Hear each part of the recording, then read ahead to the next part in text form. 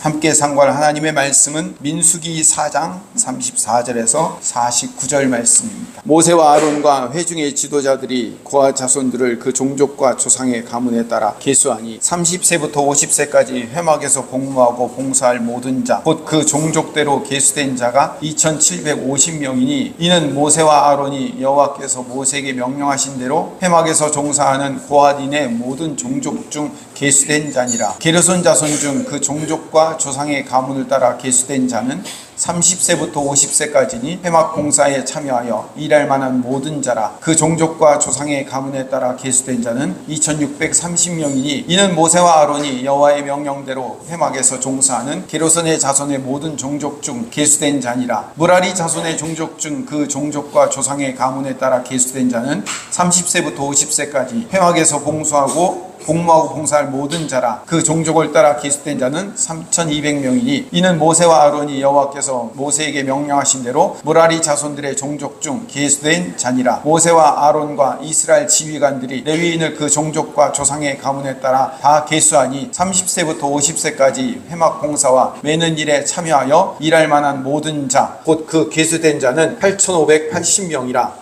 그들이 할 일과 짐을 매는 일을 따라 모세에게 계수되었으되 여호와께서 모세에게 명령하신 대로 그들이 계수되었더라. 아멘. 오늘 우리가 읽은 본문은 34절에서 49절까지의 말씀이지만 오늘 봐야 될 내용은 4장 전체입니다. 4장은 여호와 하나님께서 모세와 아론에게 레위인들을 각 종족별로 계수하라 라고 명령하십니다. 그리고 그 명령에 따라 계수하는 이야기입니다. 레위인은 세 종족으로 나뉩니다. 그러니까 레위의 세 아들 고핫과 게르손과 무라리, 그 아들이 종족이 되는 겁니다.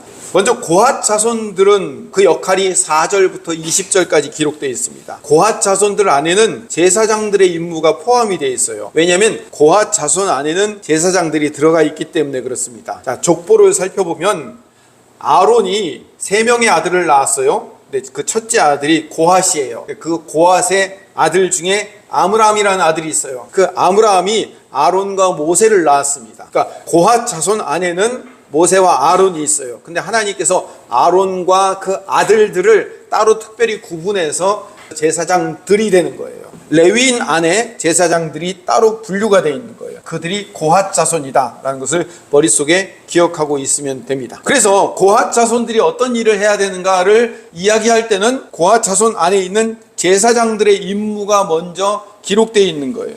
3절부터 15절 말씀은 아론과 그의 아들들, 제사장들의 임무를 기록하고 있습니다. 그 제사장들은 성막 안에 있는 성소와 지성소의 모든 기구들을 덮는 일이에요. 히브리어로 카사라고 하는데 덮는 거예요. 제사장들 외에는 성소에 들어갈 수 없기 때문에 유일하게 성소에 들어갈 수 있는 제사장들이 성소와 지성소 안에 있는 모든 물건들을 다 덮는 거예요. 그냥 물건들을 덮어놓기만 하면 되는 게 아니라 성소와 지성소 안에 있는 휘장을 내려서 그 휘장으로 지성소 안에 있는 법궤를 감쌉니다. 그래서 그걸 둘둘 말아서 3번씩이나 감싸요. 그리고 그 성소 안에 있는 모든 기구들도 다 덮어요. 다 가리는 겁니다. 만지지 못하도록.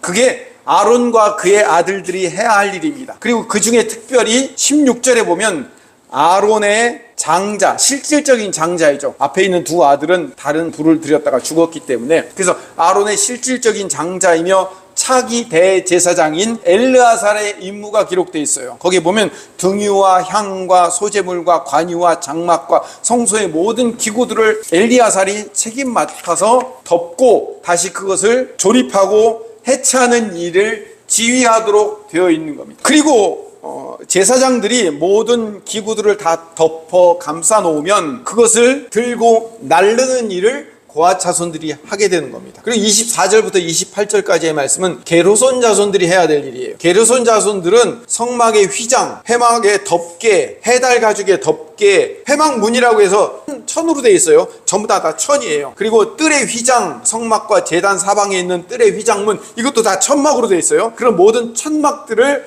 해체하는 거예요. 그리고 그 줄과 거기에 사용되는 모든 기구들을 전부 다 해체해서 그것을 어깨에 메고 가는 일이 게르손 자손이 해야 될 일입니다. 31절부터 33절까지는 무라리 자손들이 해야 될 일이에요. 무라리 자손들은 장막을 세울 때 널판지를 깔거든요. 그 널판들과 띠와 기둥과 받침과 그 뜰에 둘레에 있는 기둥과 받침, 말뚝, 줄과 거기에 쓰는 모든 기구들을 치고 거두는 일, 그리고 그거를 메고 다니는 일을 므라리 자손들이 하게 되는 겁니다. 자, 그렇게 해서 하나님이 그렇게 일할 사람들을 계수하라 라고 얘기했더니 34절부터 37절까지 고핫 자손을 계수해봤더니 2750명, 게르손 자손을 계수해봤더니 2630명, 므라리 자손을 계수해봤더니 3200명. 그래서 다 합쳐보니까 8580명이라는 숫자가 나온 겁니다. 민수기 3장 할 때 이스라엘 12지파의 장자, 모든 장자와 맞바꿀 자들로 한 달 이상 된 레위인들을 계수해봤더니 22,000명이라고 했어요. 한 달 이상 된 모든 레위인 남자들은 22,000명인데 그 22,000명은 다른 12지파의 장자들과 맞바꾸기 위해서 센 숫자이고, 오늘 센 8,580명이라는 숫자는 레위인인데 30세에서 50세까지의 레위인들, 그러니까 성막에 관련된 일을 직접 참가할 수 있는 숫자가 몇 명인가 세봤더니 8,500명이더라는 거죠. 그런데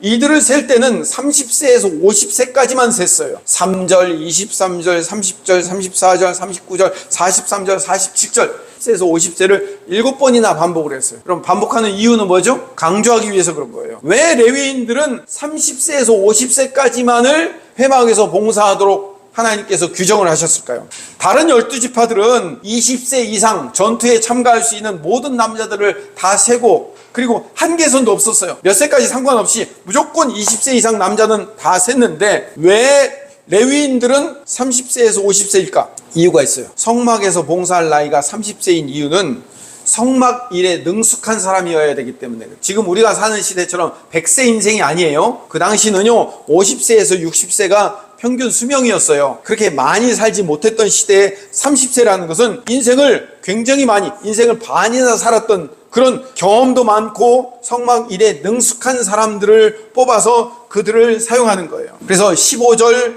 26절, 32절 세 번에 걸쳐서 언약궤, 성물, 휘장, 기둥, 말뚝, 줄, 이 모든 것을 해체한 다음에 그거를 전부 다 묶어서 어깨에 메고 다녀야 되는 거예요.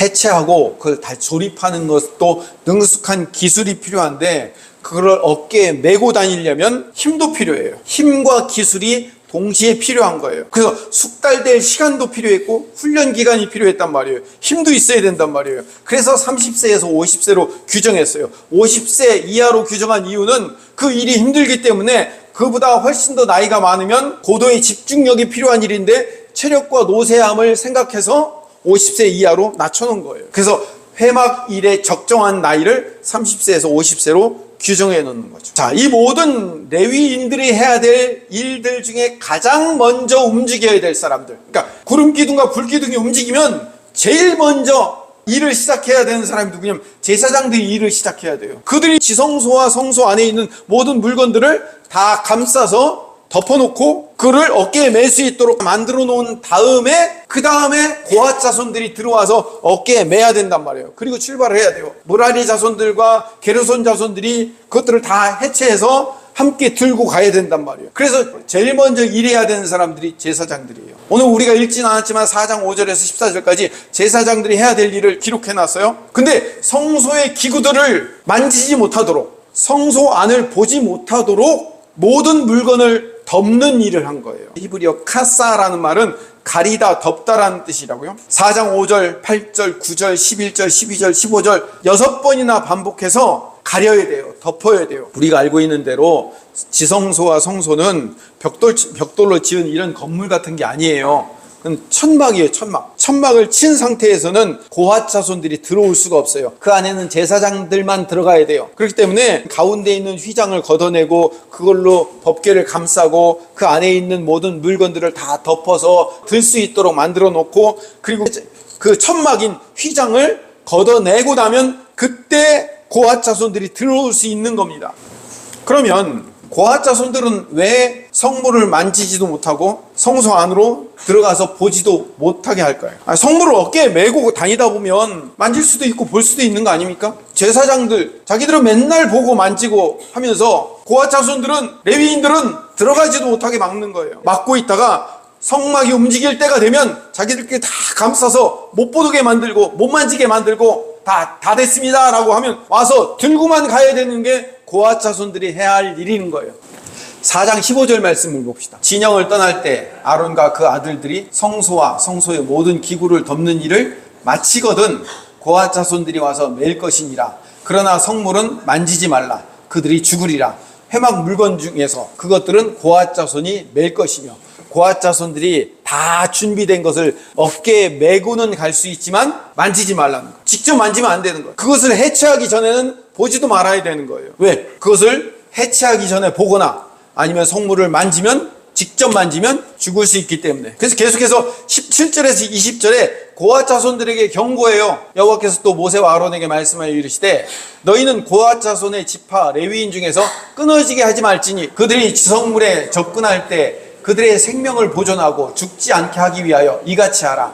아론과 그의 아들들이 들어가서 각 사람에게 그가 할 일과 그가 맬 것을 지휘하게 할지니라. 그들은 잠시라도 들어가서 성소를 보지 말라. 그들이 죽으리라. 성소가 해체되지 않은 상태에서 고앗 자손들이 들어가서 잘못 들어가면 죽을 수 있어요. 다 감싸놓지 않은 상태에서 만지면 죽을 수 있으니까. 그래서 너희들이 레위인 중에 그 명맥이 끊어지지 않게 하기 위해서는 철저하게 조심해라 라고 명령하신 내용이 오늘 본문의 이야기인 거예요. 제가 3번째 반복을 합니다. 제사장들이 휘장을 걷기 전에는 성소와 지성소 안을 들여다보면 안 돼요. 제사장들이 전부 감싸서 전부 다 포장해서 채라는 것은 이게 긴 막대기예요. 어깨에 들 수 있는 긴 막대기에 꽂아 놓으면 그때서 들어와서 고앗 자손들이 메고 갈 수 있는. 성전 전체의 휘장을 맡은 게르손 자손들은 이런 고민을 할 필요 없어요. 게르손 자손들은 성전 전체의 휘장을 걷어서 그거를 해체하는 일이기 때문에 지성소와 성소 가까이에 갈 이유가 없어요. 므라리 자손들도 마찬가지예요. 므라리 자손들은 성물을 보거나 만질 이유가 없어요. 그들도 뜰 둘레 기둥과 받침 이런 것들을 해체하는 작업을 하기 때문에 지성소와 성소 안에 가까이 들어갈 이유가 없어요. 문제는 누가 가장 위험하냐면 고앗 자손들, 성물과 법궤를 직접 들고 가야 되는 그 사람들이 직접 만지거나 보면 안 되기 때문에 위험해서 오늘 이렇게 말씀하신 거예요. 문제는 여기서부터 시작이 됩니다. 민수기 16장에 보면 고앗 자손의 손자 중에 아스알이라는 사람인데 그 아들이 고라예요. 고라라는 사람이 루벤 자손 엘리압의 아들 다단, 아므람, 벨렛의 아들 온, 그리고 지휘관 250명과 함께 모의를 하는 거예요. 그래서 그들이 모세와 아론에게 찾아와서 고라 자손들과 르벤 자손들이 지휘관 250명과 함께 항의 방문을 한 거예요. 아까 레위 자손 중에 세 아들이 있다고 그랬죠. 고앗, 게르손, 므라리 있다고 그랬죠. 각각의 역할을 맡는다고 했어요. 근데 그 고앗 자손 아들의 아므람이 있고 그 아므람이 아론과 모세를 낳았어요. 근데 모세는 이스라엘 12지파와 레위인 전체를 다스리는 수장, 지휘관이 됐어요. 아론은 제사와 모든 성막기구를 다스리는 대제사장이 됐어요. 아론과 모세 두 형제가 이스라엘을 다 통치하는 거예요. 그렇죠? 그럼 생각을 해보세요. 고앗 자손들의 입장에서 지들 둘이 다 이스라엘을 말아먹는 거예요. 고앗 자손 안에 모세와 아론이 있다고요? 그러면 나머지 다른 고앗 자손들은 모세와 아론 사이에 사촌 관계예요. 사촌 육촌 관계란 말이에요. 다 같은 고앗 자손 안에 왜 아론과 모세만 자기들끼리 지휘권을 다 가지고 행사를 하냐 이거죠. 고앗 자손의 입장에서는 그게 기분이 나쁜 거예요. 왜 니네들끼리 다 헤쳐먹는 거야? 우리도 같이 합시다. 같은 고앗 자손 아니요? 왜 니네들끼리만 하시오? 자, 거기에 누가 항의하는 거예요? 르벤 지파도 같이 항의로 살아왔어요. 왜? 지휘권이 모세에게만 있으니까. 우리도 장자 집안, 르벤 장자 집안인데 우리도 지휘권을 좀 가집시다. 돌아가면서 합시다. 제비 뽑기를 할까요? 왜 둘이서만 다 해먹겠습니까? 이게 지휘관들 250명의 생각인 거예요. 민수기 16장 3절을 말씀을 봅시다. 그들이 모여서 모세와 아론을 거슬러 그들에게 이르되 너희가 분수에 지나는도다. 회중이 다 각각 거룩하고 여호와께서 그들 중에 계시거늘 너희가 어찌하여 여호와의 총회 위에 스스로 높이느냐. 모세와 아론, 니들이 하나는 대제사장, 하나는 지휘관이 돼서 군사권과 이 제사권 두 개를 다 동시에 니네 형제가 다 해먹냐, 이렇게 얘기하는 거죠. 항의하러 온 거예요. 고앗 자손의 아들이었던 고라라는 사람은 제사장에 대한 권한에 대해서 항의한 거예요. 왜 아론과 그 아들들만, 제사장들만 먹을 수 있는 부분이 있어요? 레위인들은 안 주고 자기들끼리만 먹어야 돼요. 그리고 하나님께 드렸던 떡, 시간이 되면 밖에 가지고 나서 그 떡은 제사장만 먹을 수 있어요. 지들끼리만 먹는 거예요. 고핫 자손의 입장에서는 왜 자기들끼리만 먹을 수 있는 게 있고, 그리고 그렇다고 우리한테 보여주는 것도 아니고 우리는 다 준비됐다, 끝났다 라고 얘기하면 그때 와서 들고만 가고 우리가 니들 종이야 뭐야. 이게 고라가 생각했던 원망이라니까요. 그래서 우리 같이 하자. 같은 고핫 자손들끼리 돌아가면서 합시다. 이게 고라 자손이 했던 이야기예요. 16장 9절에서 11절 말씀, 이스라엘 하나님이 이스라엘 회중에서 너희를 구별하여 자기에게 가까이 하게 하사 여호와의 성막에서 봉사하게 하시며 회중 앞에서 그들을 대신하여 섬기게 하심이 너희에게 작은 일이겠느냐. 지금 모세가 고라 자손들에게 한 이야기예요. 너희들이 레위 자손으로 하나님을 섬기는 일이 정말 중요한 일이며 그것이 하나님의 은혜로 너희가 선택되었는데 왜 이 일이 중요한 일인데도 불구하고 제사장까지 하려고 하느냐라고 모세가 고라 자손들에게 책망하는 내용이에요. 10절 11절, 하나님이 너와 내 모든 형제 레위 자손으로 너와 함께 가까이 오게 하셨거늘 너희가 오히려 제사장의 직분을 구하느냐. 이를 위하여 너와 너희 무리가 다 모여서 여호와를 거스르는도다. 아론이 어떠한 사람이기에 너희가 그를 원망하느냐라고 말하고 있는 거예요. 너희가 레위인으로 뽑힌 것 하나님의 은혜야. 그런데 왜 하나님이 하지 말라고 하는 제사장직까지 너희들이 같이 하기를 원하느냐라고 이야기하는 거예요. 그리고 여러분이 아시는 바대로 이 일의 결과가 어떻게 됐을까요? 고라 자손들은 그리고 이때 모세와 아론을 항의하여 방문한 사람들을 모두 다 땅이 꺼져서 죽게 됩니다. 16장 31절부터 33절 말씀을 봅시다. 그가 이 모든 말을 다 마치자마자 그들이 섰던 땅바닥이 갈라지니라. 땅이 그 입을 열어 그들과 그들의 집과 고라에게 속한 모든 사람과 그들의 재물을 삼키매 그들과 그의 모든 재산이 산채로 스올에 빠지며 땅이 그 위에 덮이니 그들이 회중 가운데 망하니라. 땅이 꺼져서 고라 자손들이 그 땅 속에 들어가서 덮여버리고 그들의 재산과 그들의 가족 모두가 망해버리는 일들이 일어난 거죠. 고핫 자손들이 제사장과 늘 가까이 있기 때문에 성물에 대한 호기심이 클 수 있어요. 성소를 보았으면 쟤네들끼리 뭐 하는 거야 하고 성소 안을 들여다보고 싶은 생각이 들 수 있어요. 그렇기 때문에 고핫 자손들에게 더욱더 차별로 느껴지는 거예요. 왜 민수기 16장에서 고라가 찾아왔을까요? 무라리 자손들이나 게르손 자손이 아닌 왜 고핫 자손이 찾아왔을까요? 매일 보거든요. 매일 자기들끼리 하는 일을 보거든요. 왜 나는 안 되는 거야? 사촌끼리인데 왜 우리는 안 되는 거야? 그 생각 때문에 더 차별로 보인 거예요. 그런데 하나님은 고핫 자손의 단순한 호기심과 부주의함과 그리고 차별된다고 생각하는 그 생각을 용납하지 않으시겠다라고 말씀하시는 거예요. 하나님의 은혜예요. 하나님의 은혜로 제사장을 세워줬고 하나님의 은혜로 레위인들을 세웠어요. 각각의 맡은 역할이 있고 그 역할을 넘어서면 안 되는 거예요. 그 역할을 넘어서면 하나님이 재앙을 내리겠다고 미리 말씀하셨어요. 그래서 사무엘상 6장 19절에서 20절에 보면 베세메스 사람들이 여호와의 궤를 어떻게 생겼나 하고 들여다보다가 5만 70명이 죽어요. 사무엘하 6장 6절 7절에 보면 블레셋에 뺏겼다가 언약궤가 예루살렘으로 돌아와요. 소가 끄는 수레에 언약궤를 싣고 오는데 나곤의 타작마당에 이르러서 소가 막 뛰니까 이 법궤도 함께 같이 덜컹덜컹하니까 우사가 손을 들어서 하나님의 궤를 딱 붙들었어요. 그런데 우사가 그 자리에서 즉사했어요. 시내산에서 이스라엘 백성들이 하나님이 이 시내산에 강림하셨을 때 이스라엘 백성들이 시내산 위로 올라가지 못하도록 경계를 정하고 그 경계를 넘어서서 산 위로 올라가면 너희들 죽는다라고 하나님이 명령하셨어요. 출애굽기 19장 12절 말씀을 읽어봅시다. 너는 백성을 위하여 주위에 경계를 정하고 이르기를 너희는 삼가 산에 오르거나 그 경계를 침범하지 말지니 산을 침범한 자는 반드시 죽임을 당할 것이라. 자, 여기까지만 들으면 하나님 자기 마음대로 다 정해놓고 그 선을 넘으면 징벌하고 죽이시고 하나님 마음이냐 이야기하실 텐데 여러분 지금 여기서부터 잘 들으세요. 하나님은 선악과를 만드시고 절대로 먹지 말라고 경계선을 정하시고 넘어가지 말라고 말씀하셨어요. 창세기 2장 17절에 보니까 선악을 알게 하는 나무의 열매는 먹지 말라. 내가 먹는 날에는 반드시 죽으리라 하시니라. 그 경계선을 만들어 놓은 이유는 하나님의 사랑이고 하나님의 은혜예요. 이 경계선을 넘어가면 우리가 죽기 때문에 하나님이 정하신 선이 있어요. 그런데 사탄은, 뱀으로 변한 사탄은 뭐라고 얘기하죠? 창세기 3장 4절 말씀을 읽어볼까요? 뱀이 여자에게 이르되 너희가 결코 죽지 아니하리. 고아 자손의 아들인 고라에게 사단이 이렇게 얘기하는 거예요. 제사장들, 네 사촌들이 다 하는 너도 할 수 있어. 문 열어보고 보면 돼. 성물 같이 만질 수 있는 거지. 우리도 다 같이 할 수 있는 거야. 당신들만 하지 말고 우리랑 같이 교대로 합시다 라고 고라 자손들이 항변하러 온 거예요. 요즘 새벽에 사무엘 하를 하고 있어요. 하나님은 사울 왕을 선택하셨어요. 이스라엘 백성들이 왕을 원하자 사울을 선택하셨는데, 사울은 자기가 왕이 되기를 원하지도 않았어요. 왕이 될 자격과 조건이 있는 것도 아니었습니다.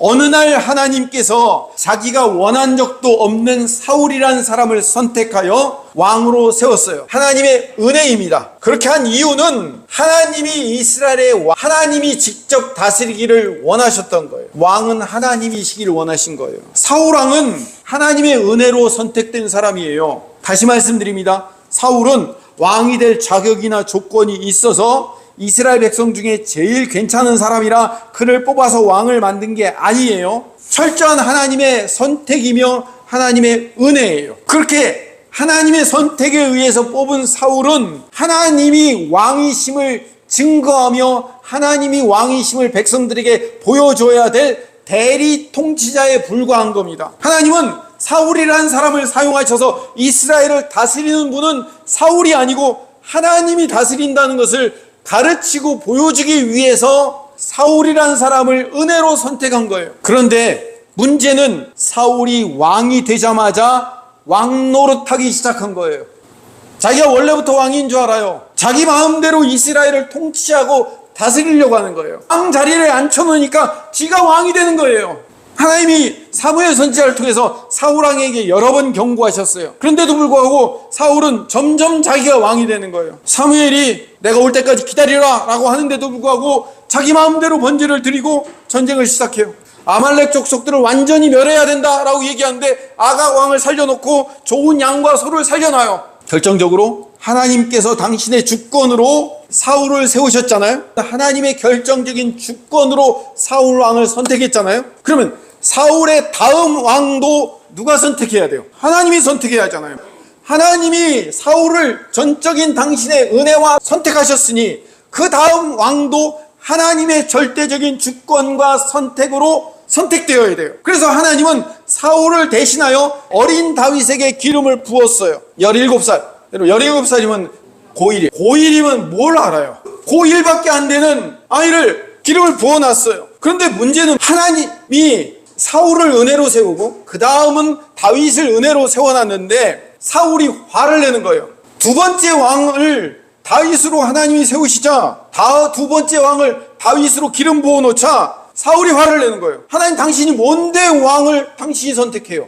이스라엘 왕은 내가 선택해야지. 왜? 내가 왕이니까. 다음 왕의 선택권은 나한테 있는 거잖아. 그러니까 내 뒤를 이을 왕은 내 아들 요나단이어야지. 왜 다윗이야? 당신이 뭔데 왕을 선택해? 라고 사울이 왕 노릇을 시작하는 거예요. 그 왕 노릇을 시작하면서 다윗을 10년간이나 죽어라 쫓아다니면서 다윗을 죽이려고 하는 거예요. 왜 사울이 다윗을 죽이려고 할까요? 하나님이 세운 두 번째 왕, 두 번째로 기름 부은 다윗을 죽여야 내 아들 요나단이 왕이 되니까. 두 번째 왕은 누가 세운다? 사울의 입장에서 내가 세우지. 왜? 내가 왕이니까. 내가 왕이니까 내가 다음 왕을 내 마음대로 세우는 거예요. 왜? 사울이 지금 왕 노릇을 시작했어요. 지가 왕인 줄 알아요. 이스라엘의 진정한 왕은 누구십니까? 하나님이셔요. 사울을 세운 것은 하나님이 진정한 통치자라는 것을 가르치고 보여주는 도구에 불과한 거예요. 사울은 다윗이 기름 부어 세워지자마자 일평생 사울이 한 일이 뭐예요? 다윗 쫓아다니는 일이잖아요. 반대로 다윗은 왕으로 17살 때 기름 부음을 받았는데 수없이 도망다니는 인생, 앞으로 13년을 계속 도망다녀야 돼요. 그러면서 광야를 살아가는 거예요. 우리가 지금 민수기를 읽고 있잖아요. 민수기의 부제가 뭐라고 얘기했습니까? 광야에서라고 그랬죠. 다윗을 광야에 집어넣었어. 사울 왕에 의해서 10년이 넘게 계속 도망다니는 거예요. 근데 중간에 다윗이 사울 왕을 죽일 수 있는 완벽한 두 번의 기회가 있었어요. 죽일 명분도 충분했고 죽일 수 있는 완벽하고 절호의 기회가 왔어요. 그런데 그 절호의 찬스를 두 번이나 그냥 놔준 이유는 하나님이 왕으로 사울을 세우셨기 때문에, 하나님의 주권과 선택으로 세운 왕이기 때문에 그 왕이 끝나야 될 시점도 하나님이 아는 거예요. 그리고 다음 왕이 세워지는 기간과 그 주권도 다윗이 아니라 누구에게 있는 거예요? 하나님에게 있는 거예요. 그러면 내가 사울 왕을 절호의 찬스라고 죽이면 그 기회를 누가 만드는 거예요? 다윗 자신이 만든 거잖아요. 그렇죠? 사울 왕을 죽이면 자기가 차기 왕이 되는 거잖아요. 자기가 자기 마음대로 선택하여 나의 분노와 나의 선택으로 첫 번째 왕을 죽이는 것이 아니라 하나님이 사울을 당신의 은혜와 주권으로 선택하셨기 때문에 사울이 왕을 마치는 시간도 하나님의 주권과 선택에 의한 것이지, 나의 분노 그리고 나의 욕심으로, 나의 차기 왕에 대한 욕심으로 선택할 수 없다고 하나님의 주권을 인정한 거예요. 이게 다윗이 하나님의 마음에 합한 인생이라는 거예요. 원수 사울이 지금은 괴물이 되었지만 저 왕을 선택하신 분이 하나님이셨고 저 왕을 끝내게 하실 분도 하나님이라는 것을 알았기 때문에 다윗이 칼을 들고 있었고 창을 들고 있었지만 두 번의 기회를 그냥 놓고 가는 거예요. 내 분노와 내 억울함으로 그를 죽이지 않은 거예요. 내 마음대로가 아니고 하나님의 주권을 인정하고 하나님이 정해놓은 경계선을 넘어가지 않은 거예요. 나는 고핫 자손이기 때문에 나는 성소에, 지성소로에 들어갈 수 없고 나는 성물을 만질 수 없다는 사실을 인정하고 하나님의 주권 안에 엎드려져야 된 거예요. 사실 다윗은 광야에서 10년이 넘게 사울에게 도망다니면서 원수 사울과 싸운 게 아니에요. 다윗은 원수 사울과 싸운 게 아니라 자기 자신과 싸웠어요. 자기가 스스로 왕이 되지 않기 위해 싸웠단 말이에요. 내가 왕이 되지 않기 위해서. 하나님이 내 인생의 주인이지 내가 내 인생의 왕이 되지 않기 위해서 광야에서 싸운 거예요. 하나님이 우리를 광야로 인도하신 이유는 내 인생의 주인이 하나님이지 내가 되지 않게 하기 위한 하나님의 계획인 거예요.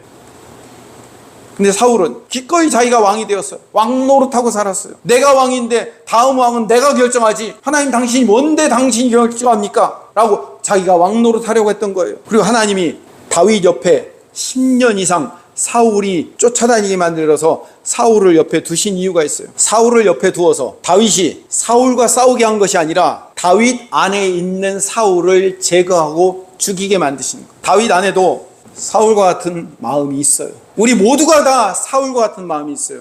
처음에는 하나님의 은혜인 줄 알아요. 처음에는 하나님의 사랑인 줄 알아요. 그런데 시간이 지나잖아요. 그리고 내가 하는 직분에 익숙해지잖아요. 제가 벌써 목사가 20년이 넘었어요. 그러니까 원래부터 목사인 줄 알아. 이게 태어날 때부터 목사인 줄 알아. 목사 노릇을 하려고 그래. 교회를 내 마음대로 이렇게 하고 저렇게 하고 내 마음대로 움직이려고 그래요.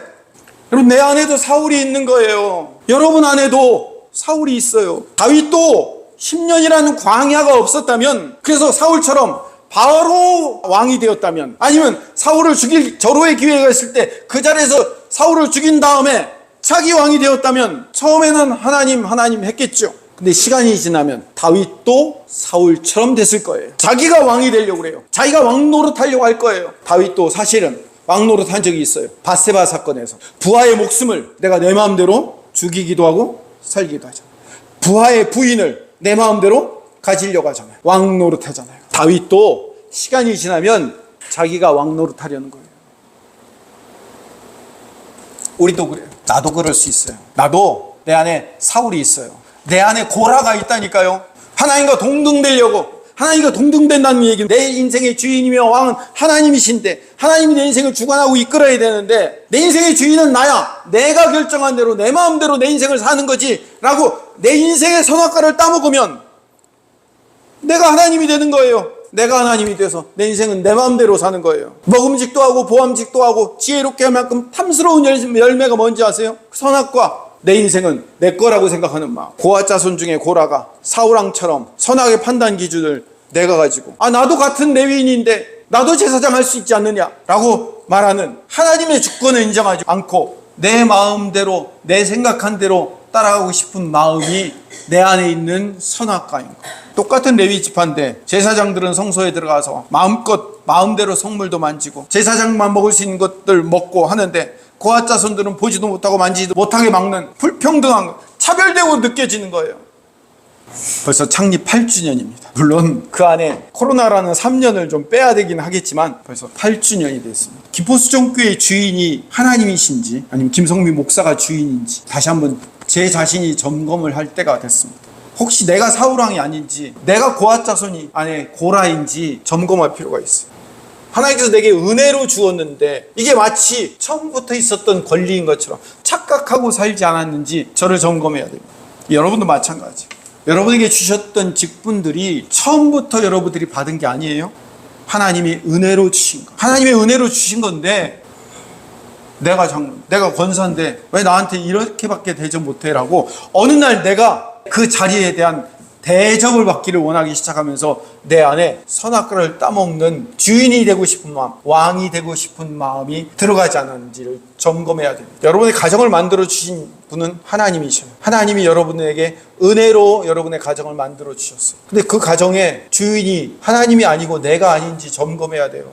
내가 그 가정에서 왕 노릇하지 않았는지를 점검해야 돼요. 하나님이 내 가정의 주인이셔요. 여러분의 자녀의 주인은 누굽니까? 근데 왜 내가 자녀의 왕 노릇을 하려고 합니까? 여러분 마음대로 흔들려고 하죠. 여러분의 자녀의 주인처럼 행동하잖아요. 그렇지 않아요. 하나님이 여러분의 자녀의 주인이십니다.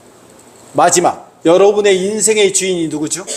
하나님이시죠. 여러분의 인생의 주인은 하나님이시기 때문에 하나님이 여러분의 인생을 이끄는 거지, 여러분의 인생을 여러분 마음대로 살아가는 게 아니에요. 내 인생은 내 것이 아닙니다. 하나님이 내 인생의 주인이심을 깊이 고백하는 하나님의 백성 되시기를 간절히 소망합니다. 기도하겠습니다.